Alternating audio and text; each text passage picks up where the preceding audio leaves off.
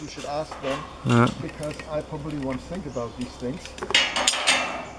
And however, these questions need to be answered. I just want to move this a little bit out of the way.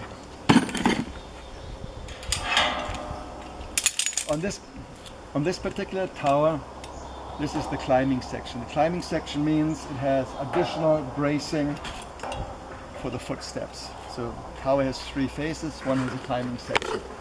The construction of the tower changes as the sections get smaller. Yeah. In the sections further up only have diagonals, they don't have additional footrests as this one has.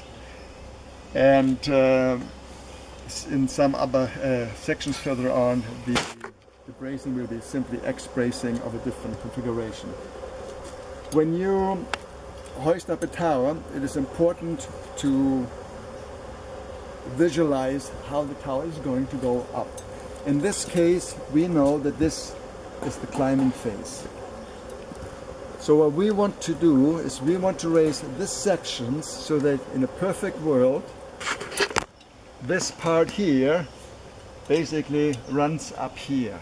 And the reason for that is so that when the tower is swung into place, that the climbing section fits with this climbing section.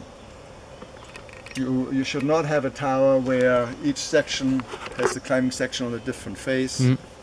That is frowned upon. So we will see how this is going to work out. Furthermore, typically we have splice plates at the upper end, and we have them loosely and angling outwards, so that when the next section is coming down, that there is a little bit of room, a little bit of leeway, so that we have a little bit of room to play and it fits in nicely. Also, what is worthwhile to note is these tower sections are built out of steel.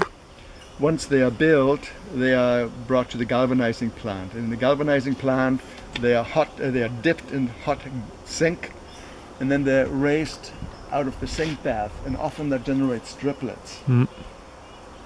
Quite often you will find on tower sections that there are driplets or impurities up on top or at the bottom. And if you don't grind them off, then when you try to install the tower, it's not perfectly straight. These towers, as a rule, aren't perfectly straight. There's a little bit of tolerance there.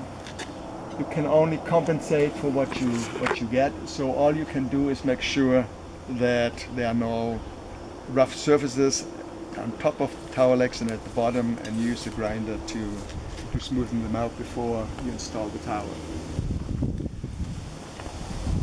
Okay. Okay. Maybe I'll just talk very briefly about the winch and the rope here. What we use here is a 1/2 inch rope. It's double braided polyester, breaking strength 8,200 pounds.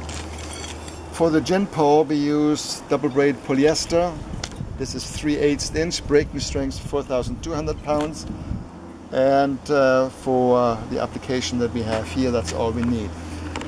The winch is rated for a safe working load of at least 1,200 pounds. That is vertical force moving upwards. It has a gas pedal which activates the winch, and what else is there to say? Okay, I think that's it right now. So Kara, I think